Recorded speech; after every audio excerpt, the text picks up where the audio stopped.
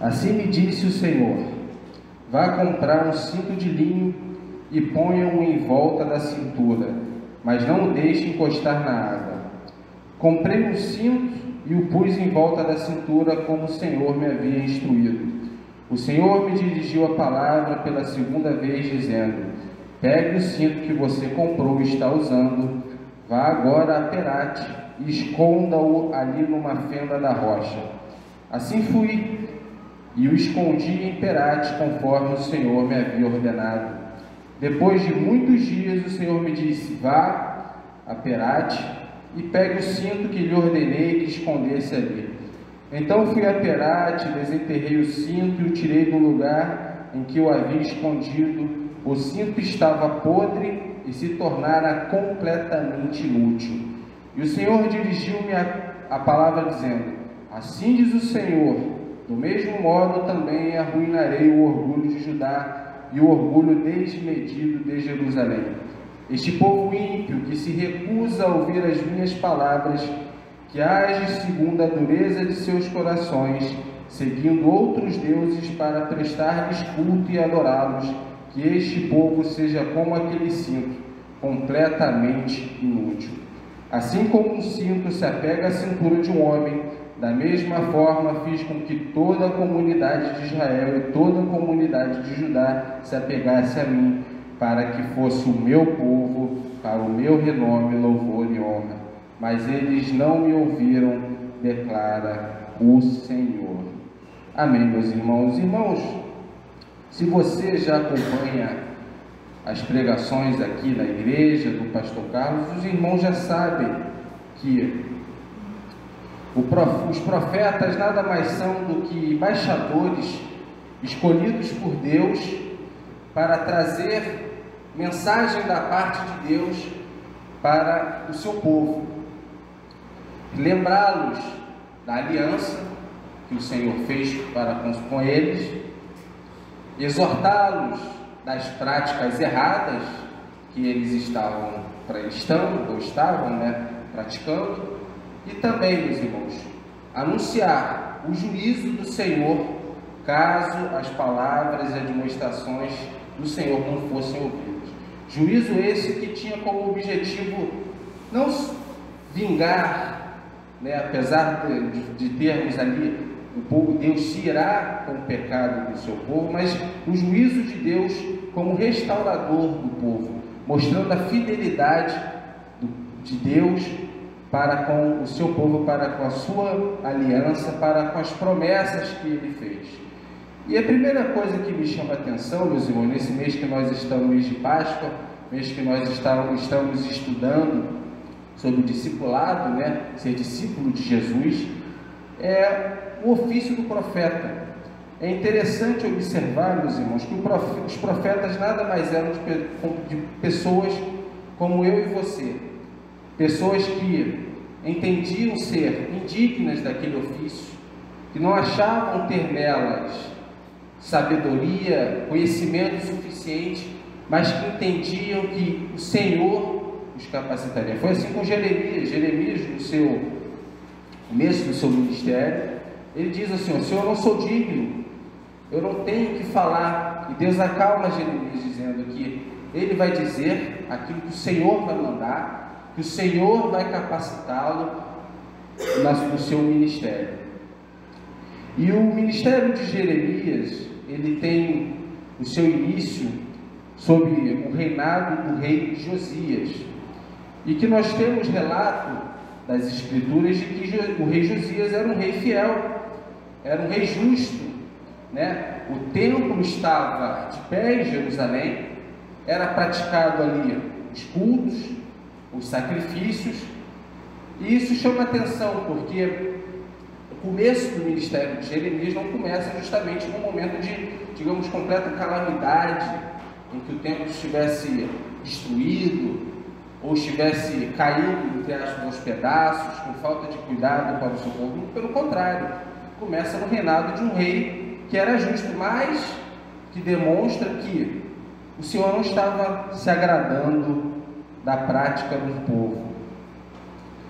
E Jeremias, né, tem o início dele, a sua caminhada nesse contexto, em que Deus não estava contente com o seu povo, apesar de ter ali um rei justo, um rei fiel. E então, meus irmãos, o Senhor começa a revelar a Jeremias, a transmitir ao povo palavras de exortação, porque aquele povo estava, apesar de achar que estava tudo bem, achar que estava num tempo de paz, um tempo próspero, de que estavam, na verdade, em pecado, de que estavam adorando outros deuses, ferindo a aliança com o Senhor, porque a aliança com o Senhor, de todas as promessas que o Senhor faz, há também contrapartidas. Só exige do seu povo exclusividade na adoração, ele exige do seu povo fervor espiritual, e não era isso que nós encontrávamos no povo de Judá naquela época. O povo de Judá estava em pecado, adorando outros deuses, ouvindo a palavra de falsos profetas. O profeta Jeremias, ele não era ouvido, né? O povo não dava crédito à pregação do profeta, porque pensavam eles que estavam num momento bom, estavam no momento em que o templo estava de pé, estavam ali praticando os atos religiosos apenas na formalidade. E o que me chama a atenção, mesmo, me chamou a atenção durante a leitura do texto, é que o Senhor estava muito triste e muito irado com o seu povo por achar que bastava-lhes essa formalidade e que o conteúdo da aliança estaria sendo cumprido pelo povo. Nós vemos aqui, né, como no versículo 2, no versículo 3, nos capítulos 2, capítulos 3, perdão, onde Deus ele pergunta: na hora da calamidade, onde estarão os seus ídolos para te socorrer? Né? E Deus observa: olha, nós não vemos nos povos pagãos, nos povos das outras nações, os seus deuses sendo trocados, mas no povo de Deus, constantemente nós vemos o povo de Deus que conhece o verdadeiro Deus, que viu, que testemunhou os milagres e a fidelidade de Deus para com o seu povo. Esse povo constantemente flertando com a idolatria, com os pecados, não tendo fidelidade para com o Senhor. E no capítulo 3, no versículo 12 e 13, diz assim: volte, ó infiel Israel, declara o Senhor, não franzirei a testa cheio de ira contra você, pois eu sou fiel, declara o Senhor, não ficarei irado para sempre, mas reconheço o seu pecado. Você se rebelou contra o Senhor, o seu Deus, e ofereceu os seus favores a deuses estranhos. Então, nesse contexto, meus irmãos, nós vemos que o profeta está denunciando o pecado do povo, está exortando o povo: olha, se arrependam. A conduta atual de vocês não está em consonância com a palavra de Deus, e de que se vocês não se consertarem, não se arrependerem dos seus pecados, a ira do Senhor virá sobre vocês, o juízo de Deus virá sobre vocês. Pois naquele contexto, meus irmãos, o povo de Judá achava-se que estava livre de uma ameaça estrangeira por suas alianças, ali, né, com o Egito, com o reinado da Síria, mas mal sabiam eles de que o reinado, né, da Babilônia viria, né, trazido pelo próprio Deus, para trazer juízo ao seu povo e exílio, para restaurar a comunhão do povo com o seu Deus. E nesse contexto, meus irmãos, me chama muita atenção essa parte, né, esse fato de que Deus não estava se agradando, Deus estava condenando a ideia de uma religião falsa, de uma religião morna, de uma religião que tudo que tinha era formalidade, mas não tinha o temor, não tinha o fervor espiritual. Nós vamos ver, meus irmãos, no capítulo 6, no versículo 20, que o povo praticava sacrifícios e rituais ao Senhor. E o Senhor, meus irmãos, não se agradava disso. No capítulo 7, que vou ler aqui rapidinho, no versículo 11, Deus diz o seguinte: esse templo que leva o meu nome tornou-se para vocês um covil de ladrões. Cuidado, eu mesmo estou vendo isso, declara o Senhor. E ele também diz no capítulo 6, versículo 20, que não vai aceitar as ofertas e sacrifícios, pois as ofertas, por mais valiosas que pudessem ser, elas vinham de mãos que estavam em pecado, estavam em idolatria com o Senhor. E o que isso tem a dizer, meus irmãos, para os nossos dias?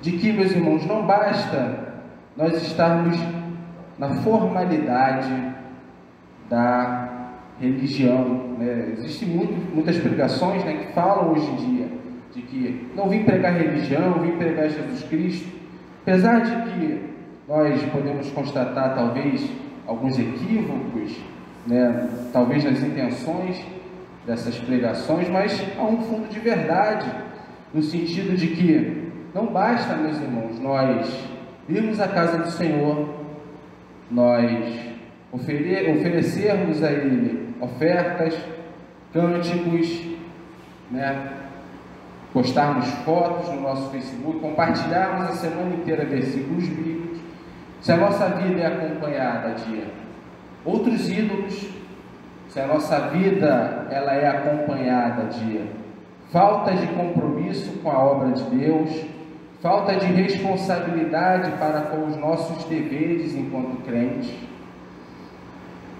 e o povo, meus irmãos, padecerá por causa da sua idolatria. E é interessante, meus irmãos, que nós, hoje em dia, nós temos uma noção de idolatria muito restrita, né? Nós pensamos na idolatria como se fosse somente o ato de pegar uma estátua, né? Abrir ali um ídolo, montarmos ali um ídolo e prostrarmos diante dele, oferecermos a ele sacrifícios, louvores. Mas para os autores bíblicos, meus irmãos, a idolatria ela tem um sentido muito mais profundo, muito mais abrangente. A idolatria ela não somente se manifesta nesta prática externa, mas a idolatria é qualquer forma de colocar algo criado no lugar que é único e exclusivo do Criador. E nós vemos isso, meus irmãos, no capítulo 13 de Jeremias, em que o Senhor diz a Jeremias: vá comprar um cinto de linho. E um cinto de linho, meu irmão, os irmãos sabem, até hoje, linho é um material precioso. Linho é um material custoso, e o que denota ali que aquele era um bem custoso, um bem entre aspas, de luxo. Ele diz: coloque na cintura, mas não deixe encostar na água. E no versículo 2 diz o texto, Jeremias: comprei o cinto e o pus em volta da cintura, como o Senhor me havia instruído. O Senhor me dirigiu a palavra pela segunda vez, dizendo: pegue o cinto que você comprou e está usando, vá agora a Perate, que aqui se refere a um rio, e esconda-o ali numa fenda da rocha. Assim fui e o escondi em Perate, conforme o Senhor me havia ordenado. Depois de muitos dias, o Senhor me disse: vá agora a Perate e pegue o cinto que lhe ordenei e que escondesse ali. Então fui a Perate, desenterrei o cinto e o tirei do lugar em que o havia escondido, e o cinto estava podre e tornara completamente inútil. O cinto, meus irmãos, tinha como finalidade estar atrelado à cintura de Jeremias. Fora desse propósito, aquele objeto não tinha nenhum valor. Ele apodreceu quando estava ali em um outro contexto, além do propósito que este objeto servia. E assim dizia o Senhor para o povo, mostrando ao povo e também mostrando a nós, que nada somos sem o nosso Deus, e que nada temos, o texto é bastante forte, nós nos tornamos completamente inúteis se nós não estarmos com Deus, seguindo os seus mandamentos, se não estivermos em consonância com a palavra de Deus, porque a nossa alma, o nosso propósito, meus irmãos, é glorificar esse Deus. O nosso propósito é estarmos em aliança com o nosso Deus. E o que, lendo aqui esse texto, também me chama muita atenção, né, é de que no povo de Israel, né, quando nós vemos nos livros dos profetas, o pecado do povo, toda vez que havia a quebra da aliança por parte do povo, era sempre acompanhado da idolatria. Isso me chama a atenção, meus irmãos, porque acredito que queira dizer que nada mais, nada menos que quando nós não estamos seguindo os mandamentos do Senhor, quando nós estamos colocando outras coisas no lugar do Senhor, nós igualmente estamos praticando a idolatria. E a idolatria, meus irmãos, ela pode ter diversas facetas. O povo, naquele momento, o povo de Judá, tinha mais confiança nas alianças políticas que eles poderiam fazer para salvar eles, talvez, de uma ameaça externa, do que na promessa do próprio Deus.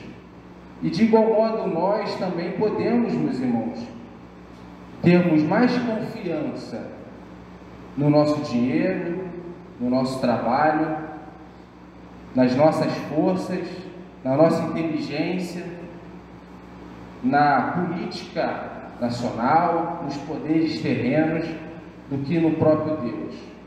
Pois é somente em Deus, meus irmãos, que nós encontramos conforto, que nós encontramos fundamento para dar segurança à nossa alma, ao nosso coração. E aqui ele continua: assim diz o Senhor, versículo 9: do mesmo modo também arruinarei o orgulho de Judá e o orgulho desmedido de Jerusalém. Este povo ímpio que se recusa a ouvir as minhas palavras, que age segundo a dureza de seus corações, seguindo outros deuses, para prestar-lhes culto e adorá-los. Que este povo seja como aquele cinto, completamente inútil. Assim como um cinto se apega à cintura de um homem, da mesma forma fiz com que toda a comunidade de Israel e toda a comunidade de Judá se apegasse a mim, para que fosse o meu povo, para o meu renome, louvor e honra. Mas eles não me ouviram, declara o Senhor. Diga-lhes também, aqui já é a segunda metáfora, né, imagem que o profeta Jeremias usa, né, para comunicar ao povo. Isso é também interessante, né? Como o povo era tão indiferente à pregação do profeta, que muitas das vezes ele vai utilizar de imagens dramáticas para comunicar ao povo o que Deus, né, está querendo dizer. Mas o que temos aqui, meus irmãos, é o próprio Deus dizendo que o povo não tinha, fora dele, fora de sua aliança, nenhum outro propósito. Os deuses falsos, a idolatria, a falsa religião não poderia socorrer eles da ira de Deus que estava por vir, de que o povo foi feito para estar em comunidade, em comunhão com o Senhor. E assim somos nós, meus irmãos.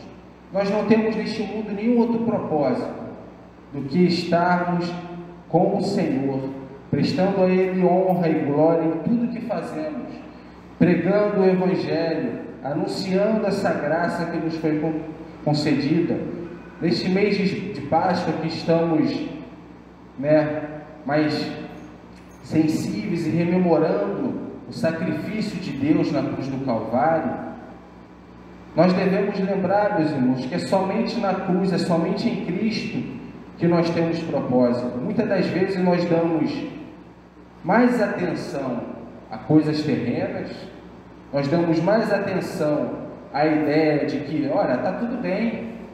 No momento em que tem prosperidade, nós nos confortamos nos nossos próprios bens, nas nossas próprias forças, e somente na calamidade nós vamos com o Senhor, nós vamos buscar o Senhor, pedindo a Ele socorro. Mas é interessante, meus irmãos, que nós vemos aqui no texto de Jeremias, que o Senhor, Ele não aceita, meus irmãos, a oração de socorro, quando ela é pedida por mero desespero. Deus, Ele procura o arrependimento em primeiro lugar. Ele pede ao povo: arrependam-se. Não adianta vocês trazerem sacrifícios a mim, porque vocês estão com medo, porque vocês estão desesperados. Primeira coisa que Deus exige de mim e de você, como nós lemos aqui, primeiro, é nós sermos fiéis a Ele. Nós sermos fiéis à sua aliança, nós rememorarmos o sacrifício de Deus, meus irmãos, da graça que nos foi concedida. E se porventura, meus irmãos, nós estivermos em falta de consonância com os mandamentos de Deus, o que Ele busca em primeiro lugar, meus irmãos, é um coração humilde que se arrependa dos seus atos, que se arrependam dos seus pecados, que se arrependam e mude, meus irmãos, transformação da vida. Deus, Ele não pede apenas que o povo, peça-lhe perdão, ofereça sacrifício e continue com as mesmas práticas.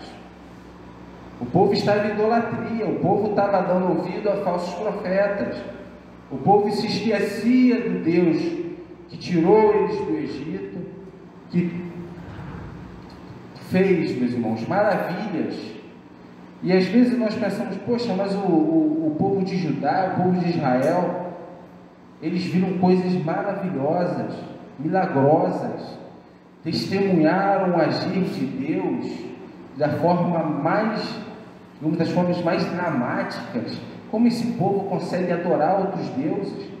Meus irmãos, o povo antigo, ele era um povo em que a prática religiosa era ritualística, era muito mais comum do que no nosso dia de hoje, Então faz todo sentido que, no contexto daquela época, os ídolos tivessem uma forma, como sempre vamos ter narrado na Bíblia ali, deuses de ouro, de bronze, de madeira. Mas nos dias de hoje, como disse, nós também temos os nossos ídolos. Os ídolos hoje, eles tomam formas distintas. Não é porque nós não nos prostramos perante uma deidade, um falso Deus, que de igual modo nós não estamos sujeitos, meus irmãos, à prática da idolatria. A idolatria, ela aparece de forma às vezes muito mais sutil, quando nós damos mais confiança e cremos mais na providência do nosso próprio esforço, do nosso próprio dinheiro, do que, por exemplo, na confiança do Senhor, de que Deus vai prover, de que basta eu ter fé e seguir os mandamentos do Senhor, que Ele, no tempo certo, vai prover. E, meus irmãos, a idolatria, ela vem de formas sutis e nós devemos estar sempre muito alertas para que nós não flertemos com a idolatria, porque o que se aplica, o que se dizia, o que é dito daquele povo é igualmente presente nos dias de hoje. Nós vemos a idolatria presente em diversos setores da nossa vida, e é muito importante, meus irmãos, que nós refletamos, sobre isso, que nós não fiquemos, meus irmãos, parados e conformados com a mera formalidade da prática da religião, com a formalidade das nossas práticas diárias, mas que nós tenhamos uma comunhão com Deus fervorosa, uma comunhão com Deus, meus irmãos, que vem do mais íntimo da nossa alma, do nosso coração, porque é isso que Deus exige de nós. Deus, Ele não se agrada, meus irmãos, que nós, como nós acabamos de ler aqui, né, no nosso boletim, de que as pessoas iam lá, colocavam na oferta valores altos, e veio uma pobre senhora e deu tudo que ela tinha. Deus, Ele não se satisfaz, meus irmãos, que nós demos a Ele aquilo que sobra, o que sobra do nosso tempo, o que sobra da nossa semana. Deus, Ele exige, meus irmãos, de nós compromisso diário. Deus, Ele exige de nós, meus irmãos, que nós tenhamos com Ele um compromisso de prioridade. Isso não significa, meus irmãos, que nós não façamos as nossas atividades, mas até essas atividades, elas devem ser feitas para a glória de Deus, pois assim diz a palavra, né? O apóstolo Paulo vai dizer isso: em tudo quanto fizerem, façam para a glória de Deus. E eu gostaria aqui, meus irmãos, nesse tópico, também salientar que não há neutralidade, meus irmãos, quando o assunto é adoração. Quando o ser humano, as escrituras, elas vão de Gênesis a Apocalipse dizer, o ser humano, ele é um ser essencialmente religioso.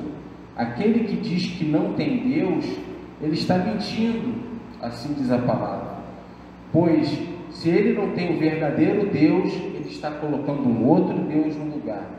Isso, meus irmãos, nos chama a atenção de que, se nós não colocamos Deus no lugar de prioridade, no lugar que pertence somente a Ele, é porque nós estamos colocando outra coisa no lugar dele. E da mesma forma estamos sendo idólatras. E isso nos chama a atenção, meus irmãos, a refletir sobre nossa vida, refletir sobre nossas ações na terra. Será que nós estamos colocando Deus como prioridade? Será que Deus na nossa vida, qual é o lugar que Ele ocupa?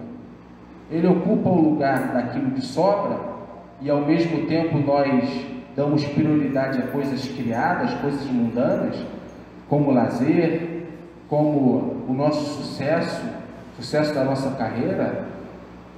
Ou nós estamos colocando, como diz a palavra de Deus, nós estamos sendo cinto que é entranhado com Deus, que está em aliança com Deus, porque nós não podemos nos enganar, meus irmãos.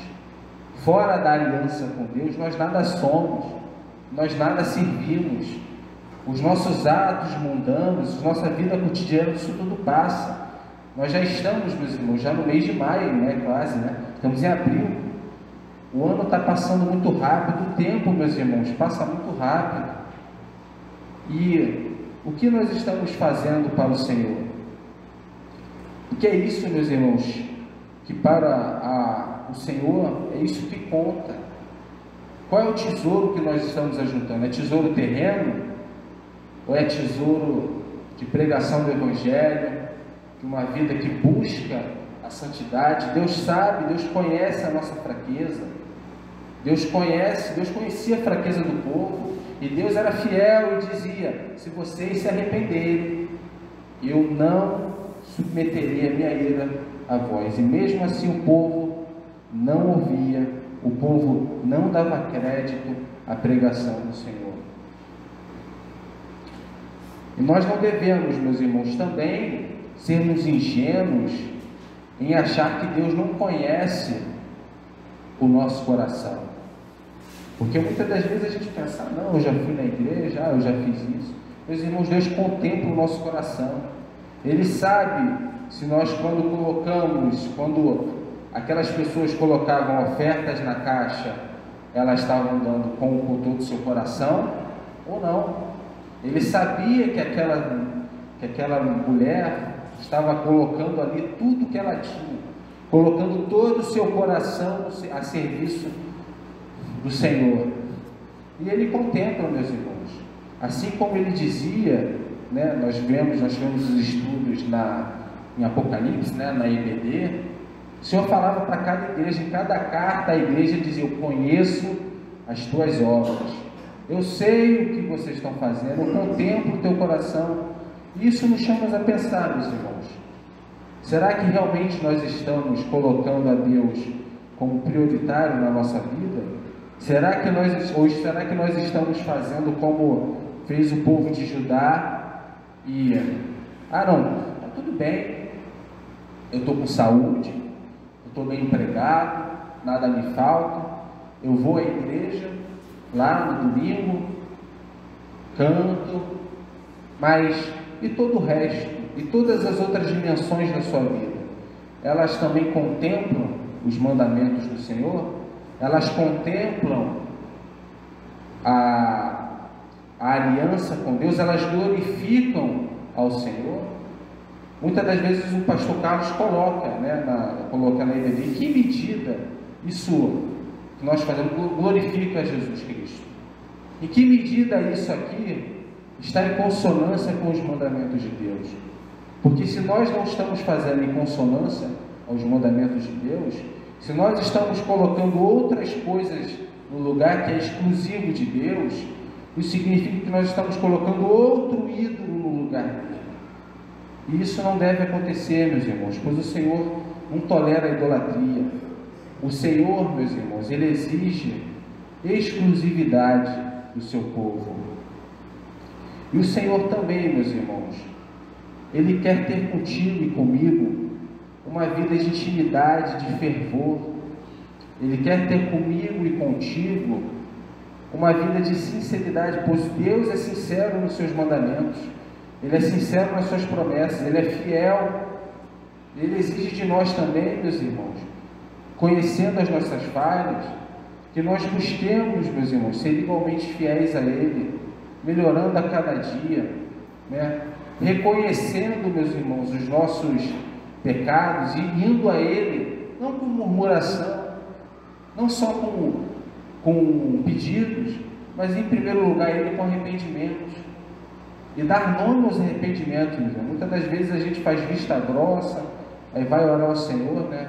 Acredito que foi o pastor Carlos que uma vez aqui comentou, que nós temos que dar nome, meus irmãos, aos nossos erros, às nossas fraquezas, dizer: Senhor, ajuda-me, Senhor, a pregar mais o Teu Evangelho, a dar melhor testemunho no meu trabalho, a ser um melhor esposo, a ser um melhor filho, a ser um melhor funcionário, que dê testemunho através de uma vida cristã, que tenha piedade e misericórdia pelo próximo. Porque, meus irmãos, sem Cristo, sem seguir o conteúdo da aliança que nós temos em Cristo, meus irmãos, nós não seguimos a propósito algum. Fora da nossa aliança com Deus, meus irmãos, nós somos como o vento, né, que vem e vai, a fumaça que aparece e logo se esvai. Mas em Deus, meus irmãos, nós temos tudo. Nós seguimos ao nosso propósito, que é o propósito do ser humano, que é glorificar a Deus. Foi criado para servir ao Senhor.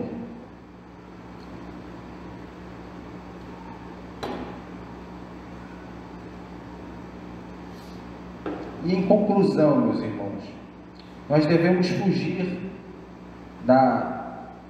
do formalismo, porque o formalismo, meus irmãos, não é que Deus não exija, né, formas, procedimentos com que nós devemos observar e satisfazer, mas as formas de que Deus exige, no caso das nossas práticas, da nossa liturgia, ela deve ser acompanhada de fervor espiritual, de sinceridade, de comprometimento. Esses dois pontos, eles não andam desgarrados. Na vida do cristão, eles devem andar juntos. O cumprimento dos mandamentos de Deus deve ser acompanhado da intensidade, do fervor, da espiritualidade, da sinceridade, da fidelidade. A formalidade deve ser acompanhada de fervor espiritual, comprometimento com Deus, com sua aliança, em gratidão à graça que nos foi concedida. Porque nós não devemos, meus irmãos, porque quando nós deixamos as coisas de Deus em segundo plano, quando nós colocamos outros ídolos, outras coisas criadas, mundanas, no lugar do Senhor, nós esquecemos, meus irmãos, assim como o povo de Israel, nós esquecemos do que Deus fez por nós, de onde Deus nos tirou. Nós esquecemos do sacrifício do Senhor na cruz. Nós esquecemos da fidelidade do Senhor, da providência diária, meus irmãos, do que Deus faz conosco. Nós devemos procurar o Senhor, meus irmãos, não em desespero, mas em arrependimento sincero e em temor. Nós devemos ter em mente que o Senhor ocupa um lugar único, irredutível e inegociável em nossa vida. Nós não devemos, meus irmãos, achar que a aparência de que está tudo bem segue a gente dos nossos compromissos, segue a gente nas nossas culpas, dos nossos erros. A busca ao Senhor, ela deve ser intensa, tanto no momento de bonança, quanto no momento de luta. E como a gente pode aplicar esses ensinamentos nas nossas vidas? Como saber se estou de acordo com os preceitos do Senhor? Ora, lendo a sua palavra, tendo uma vida de oração e devoção, analisando na nossa vida o que tem sido a minha fonte de confiança. Tem sido a palavra de Deus? Tem sido as promessas do Senhor, a fidelidade do Senhor? Ou tem sido a gente buscar providência em outros âmbitos, buscando a nossa segurança no dinheiro que nós juntamos, na carreira de sucesso que nós temos, na família que nós construímos, nas nossas próprias forças, ou é no Senhor, meus irmãos? Porque se nós vemos aonde nós estamos colocando prioridade, aí nós vemos se nós estamos sim ou não em consonância com o Senhor. Sabendo em que depositamos esperança e segurança, como lidar com as adversidades da vida, como lidar com os momentos difíceis, orando ao Senhor em arrependimento, humildade e temor. Que nós possamos, irmãos, entender que o Senhor ele exige de nós muito mais do que uma formalidade, que Ele exige de nós, meus irmãos, compromisso de que o sacrifício de Deus na cruz é perfeito, é 100% eficaz na nossa salvação, mas que uma vez salvo, há uma contrapartida nossa. Deus exige que haja mudança e transformação na nossa vida, que a mudança, transformação e aprimoramento nas coisas de Deus seja uma meta que nós coloquemos diária. Às vezes a gente coloca a meta, né? Eu quero esse ano adquirir isso, isso e isso. Eu quero chegar a tal posto. Mas nós colocamos na nossa meta anual, temos uma vida de misericórdia e piedade. Nós colocamos na nossa meta diária sermos mais pacientes, lermos mais a palavra, né? Muitas das vezes, meus irmãos, nós padecemos por falta de conhecimento, porque não lemos a palavra do Senhor. E hoje em dia, meus irmãos, a internet ela tem muitos males, né? Nos dias de hoje, nós podemos constatar diversos males que as tecnologias, né, trazem. Mas nós também vemos, meus irmãos, coisas muito boas. Nós temos hoje acesso, né, a muitas ferramentas que podem edificar as nossas vidas, né? Em qualquer lugar nós podemos estar lendo a palavra de Deus, no momento em que temos ali um momento de sossego, um momento em que nós podemos nos concentrar, mas podemos ter ali a nossa leitura diária, a nossa leitura, nosso momento de devocional semanal, em que nós aprendemos a palavra de Deus, meus irmãos, pois a palavra de Deus, meus irmãos, ela é atualíssima. ela está sempre em atualidade. A palavra do Senhor nunca será vã, ela não se desatualiza, né? Os nossos aplicativos, as nossas roupas, às vezes elas ficam estragadas, ficam desatualizadas, não servem ao propósito, mas a palavra de Deus, ela é sempre atual. Mas ela exige que nós lemos. Ela está ali, e nós, meus irmãos, nós temos o privilégio de termos a palavra do Senhor, de podermos usar ferramentas para melhor compreender a palavra, entendeu? Nós vemos, por exemplo, no tempo dos apóstolos, né, que os apóstolos, né, eles se comunicavam com as igrejas por cartas.